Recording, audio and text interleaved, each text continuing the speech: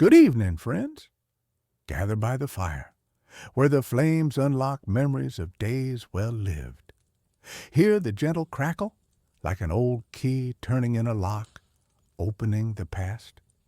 Tonight, I'll share Alice's story, a woman who found a key, not just brass, but a spark of her youth, her family, and adventures she nearly left behind. Alice was 63. She returned to her hometown in Tennessee to clear out her older brother's house after his passing. The house stood near a pine grove, old, with a tin roof and a yard dotted with fireflies. Inside, it smelled of sawdust, leather, and her childhood, a scent she hadn't felt in years. Alice hadn't been here in 35 years. She walked through rooms alive with the past. The kitchen, where her brother made pancakes, the den with a scuffed table.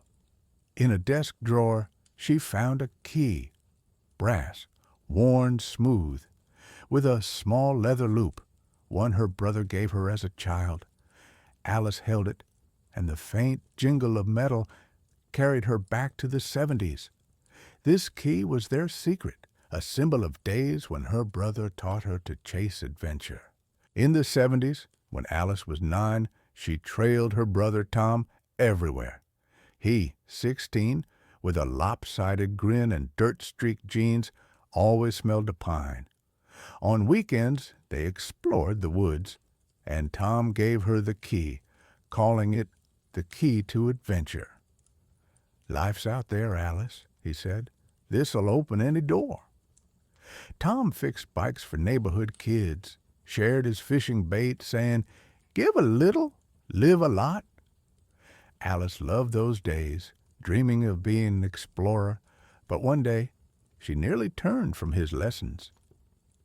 In the summer of 1974, eager to fit in with new friends, she ditched their usual hike. "I'm not a kid anymore," she snapped and left. Tom didn't argue, but his grin faded. Later he said, "Adventure's in your heart, Alice, not just the woods." Alice felt a sting, but didn't reply. That day left a mark. Alice spent less time with Tom, chasing new friends and bigger dreams. She moved to Atlanta, became a journalist, built a career. Adventures with her brother faded. Tom sent postcards, scrawled with jokes. "Alice, got that key? Come find some trouble." She replied briefly, caught up in deadlines. When their parents died 20 years ago, she came to the funeral, but left fast. Tom passed last winter, and Alice missed his goodbye. A story pitch took priority. Now in the den, she felt a hollow ache. She'd lost not just her brother, but his lessons about adventure, giving, and the home she left for ambition. By the fire, Alice held the key. Its brass was warm, heavy with memory. She turned it in her hand, and the jingle brought back those days. Alice was 9 again. She saw Tom, his pine-scented shirt, their laughter as they raced through the woods. But behind that was her regret. She'd forgotten him while chasing her dreams. In the drawer, she found a tin box. Inside were her childhood maps, Tom's postcards, and a note written before his death. "Alice, you were my adventure," he wrote. "The key was always yours. Keep exploring." Beside it was a photo. Alice and Tom by the creek with the key. Alice smiled, her eyes misty.